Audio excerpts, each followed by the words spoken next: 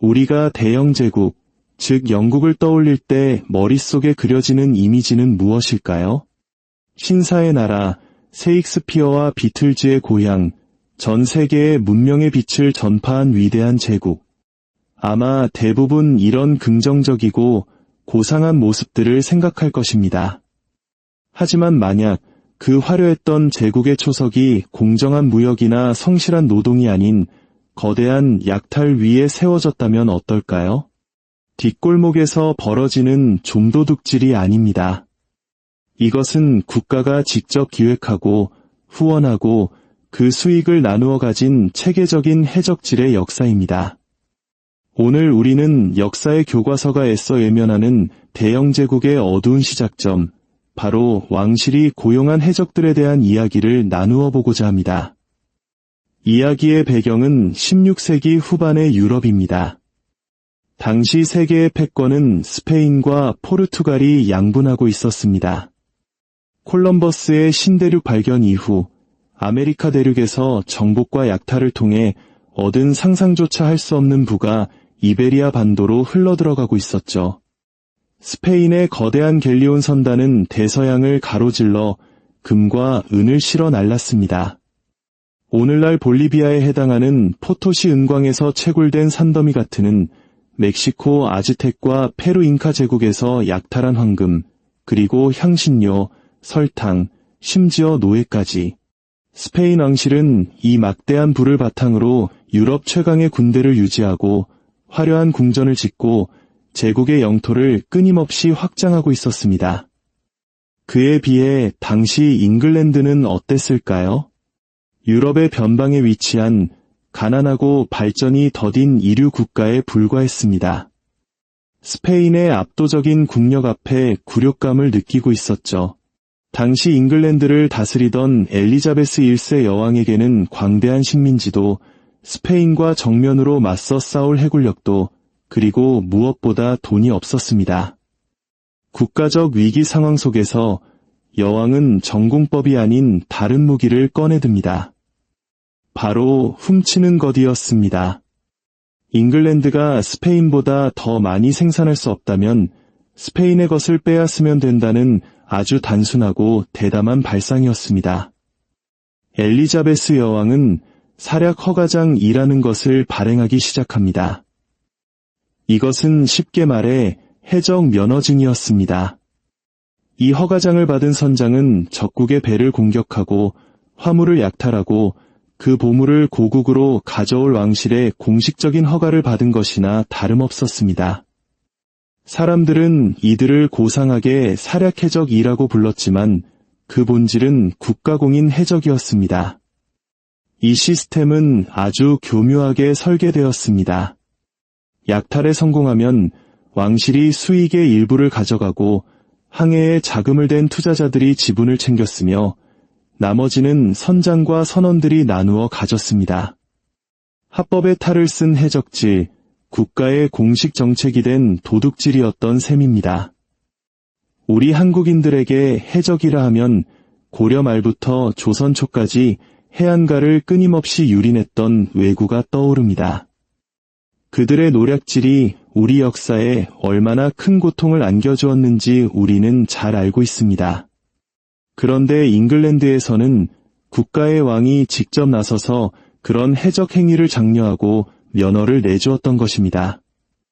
이는 당시 잉글랜드가 얼마나 절박한 상황이었는지, 그리고 생존을 위해 얼마나 과감한 수단을 선택했는지를 보여줍니다. 이 국가공인 해적들 중 가장 유명한 인물은 단연 프랜시스 드레이크입니다. 대부분의 역사책은 그를 세계 일주에 성공한 위대한 탐험가이자 영웅으로 묘사합니다. 하지만 그 이면을 들여다보면 그의 세계 일주 항해는 사실상 하나의 길고 치밀하게 계획된 강도질에 가까웠습니다. 1577년 드레이크는 5척의 배를 이끌고 비밀스러운 임무를 띈 채 항해를 시작했습니다.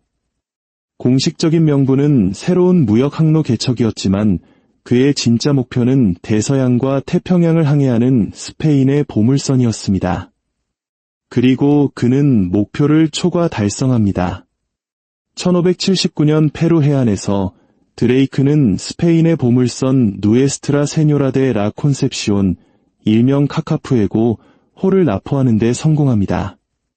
이 배에는 무려 26톤의 은, 13상자의 은화, 그리고 막대한 양의 금과 보석, 값비싼 직물과 도자기 등이 실려 있었습니다. 전리품이 너무 많아 드레이크의 배로 옮겨 싣는 데만 엿새가 걸릴 정도였죠. 역사학자들은 이때 약탈한 보물의 가치를 현재 화폐 가치로 환산하면 수천억 원에 이를 것으로 추정합니다. 1580년 단 한 척의 배만 이끌고 영국으로 돌아온 드레이크. 하지만 그가 가져온 보물은 투자금 대비 무려 4700%라는 상상조차 힘든 수익률을 기록했습니다.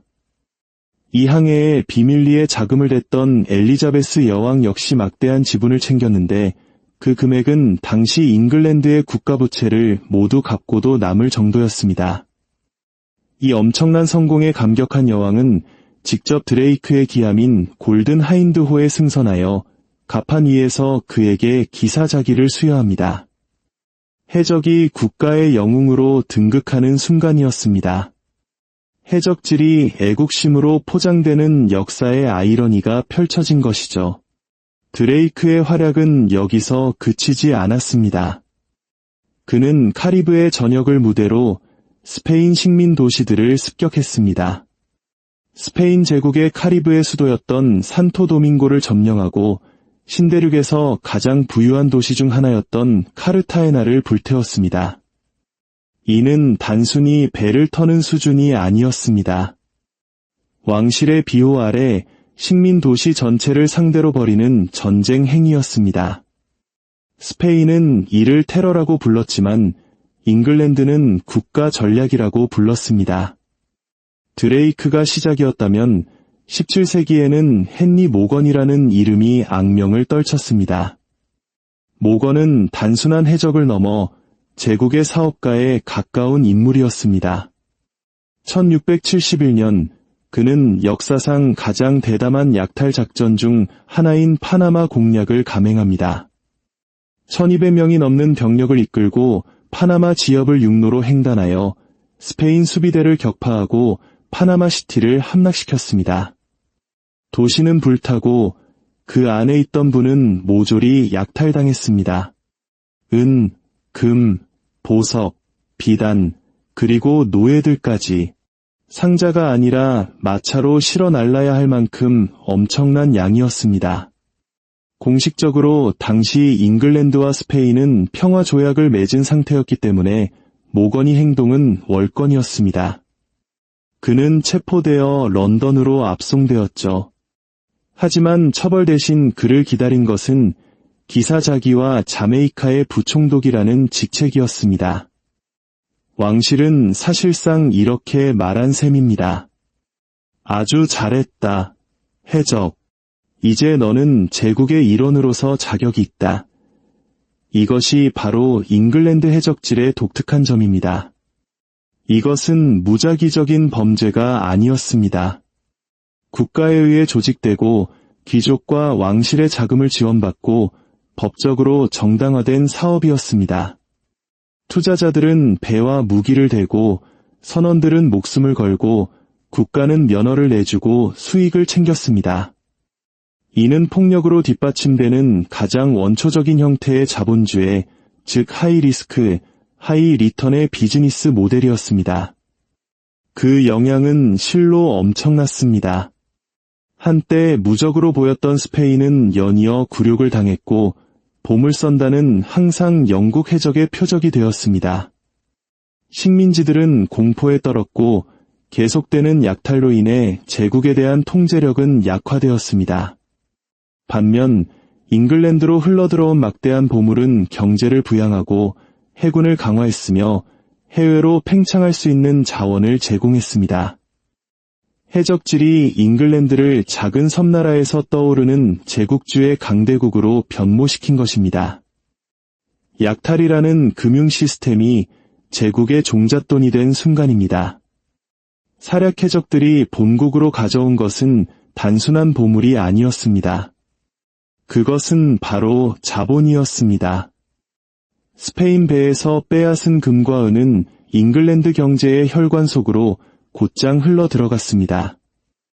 해적 항해에 투자했던 귀족과 상인들은 그 수익을 다른 사업에 재투자했습니다. 해적들이 가져온 돈으로 왕실은 빚을 갚고 강력한 해군을 건설했습니다. 이는 마치 해적질이 국가의 성장을 이끄는 초기 형태의 벤처 캐피탈 역할을 한 것과 같았습니다. 이 금융 모델은 훗날 훨씬 더 거대한 무언가의 기반을 닦았습니다. 시대가 변해 해적질이 정치적으로 부담스러워지자 이 약탈의 논리는 좀 더 점잖은 형태의 제국 건설로 진화했습니다. 바로 동인도 회사와 같은 거대 독점 기업의 등장이었죠. 과거에 해적선에 투자하던 논리는 이제 동인도 회사에 투자하는 논리로 바뀌었습니다. 왕실의 특허장을 받은 이 회사는 전쟁을 벌이고 영토를 정복하고 무역을 독점할 권리를 가졌습니다. 이제는 배를 습격하는 대신 식민지에서 세금을 걷고 자원을 독점하는 방식으로 부를 빨아들였습니다. 폭력은 법과 상업이라는 세련된 언어로 포장되었지만 본질은 같았습니다. 타인의 부를 최대한 착취하여 본국으로 보내고 그것을 진보라고 부르는 것. 바로 이 지점에서 우리는 역사의 불편한 진실과 마주하게 됩니다. 제국은 단순히 무역이나 근면함만으로 건설되지 않습니다. 그것은 국가에 의해 정당화되고 정작 위험은 거의 부담하지 않는 소수의 엘리트가 자금을 대는 착취 시스템 위에 세워집니다. 16세기에는 사략 해적이 스페인 갤리온선을 약탈했습니다. 17세기와 18세기에는 주식회사들이 다른 나라의 땅을 조각내어 나누어 가졌습니다. 그리고 21세기인 오늘날은 어떨까요? 다국적 기업, 헤지펀드, 거대 금융기관들이 더 약한 경제, 노동자, 그리고 납세자들로부터 부를 착취하는 새로운 방법을 찾아내고 있습니다. 전술은 진화했지만 그 근본적인 논리는 변하지 않았습니다. 현대의 사례를 생각해 보십시오. 정부가 더러운 일을 하면서도 책임을 회피하고 싶을 때 그들은 외주를 줍니다. 16세기에 엘리자베스 여왕이 해적을 고용했던 것처럼 오늘날 정부는 민간 군사 기업을 이용해 장부에는 기록되지 않는 전쟁을 치릅니다. 소수의 엘리트가 책임 없이 부를 쌓고 싶을 때 그들은 그림자 시스템을 만듭니다. 17세기의 사략 허가장은 오늘날의 유령 회사, 역의 조세 피난처, 소유권과 위험을 숨기기 위해 설계된 복잡한 기업 구조로 모습을 바꾸었을 뿐입니다. 역사상 가장 위대했다고 칭송받는 제국이 정책으로 이장된 도둑질 위에 세워졌다면 오늘날 우리가 사는 시스템이라고 해서 근본적으로 다를 것이라고 정말 믿을 수 있을까요? 금융기관이나 거대 기업, 혹은 정부가 그들의 생존과 이익을 위해 규칙을 바꾸고 위험을 떠넘기고 우리의 부를 교묘하게 빼앗는 것을 주저할 것이라고 생각하십니까? 엘리자베스 여왕은 국가의 빚을 갚을 만큼 충분한 보물을 훔쳐온 해적에게 기사자기를 내렸습니다. 그것은 도덕의 문제가 아니었습니다. 그것은 권력이 생존을 위해 사용할 수 있는 모든 도구를 사용하는 권력의 본질 그 자체였습니다. 이야기가 우리에게 주는 교훈은 불편하지만 반드시 필요합니다. 진정한 부는 국가나 기업이 약속하는 숫자가 아닙니다. 언제든지 동결되거나 가치가 절하되거나 압수될 수 있는 은행 잔고의 숫자가 아닙니다. 진정한 부는 바로 독립성입니다. 시스템의 변화무쌍한 규칙 바깥에서도 살아남을 수 있는 자산, 기술, 그리고 지식 말입니다. 규칙은 언제나 강자에게 유리하게 다시 쓰여지기 때문입니다. 16세기에는 해적질이 국가 정책이 되었습니다. 20세기 미국에서는 한때 금 소유가 불법이었던 적도 있습니다. 그리고 21세기 인플레이션은 매년 소리 없이 당신의 저축을 잠식하고 있습니다. 도구는 다르지만 원리는 같습니다. 대영 제국은 공정하게 경쟁했기 때문에 부상한 것이 아닙니다. 돈과 권력을 무기화하고 해적을 국가적 영웅으로 만들고 훔친 부를 세계의 지배의 기반으로 삼았기 때문에 부상한 것입니다. 그리고 역사는 수세기에 걸쳐 우리에게 같은 경고를 속삭이고 있습니다. 권력이 돈을 필요로 할 때 그들은 언제나 해적을 찾아낼 것이라고 말입니다. 때로는 그 해적이 배를 타고 나타나고 때로는 은행을 운영하는 모습으로 나타날 뿐입니다. 하지만 결과는 항상 같습니다. 시스템은 살아남고 그 대가는 평범한 우리들이 치르게 된다는 것을 기억해야 합니다. 오늘 이야기가 세상을 보는 새로운 관점을 제시했다면 이 지혜를 주변에 공유해 주십시오. 당신의 좋아요와 구독은 우리가 역사의 어두운 구석을 탐험하는 데 힘이 되는 작은 등불이 됩니다.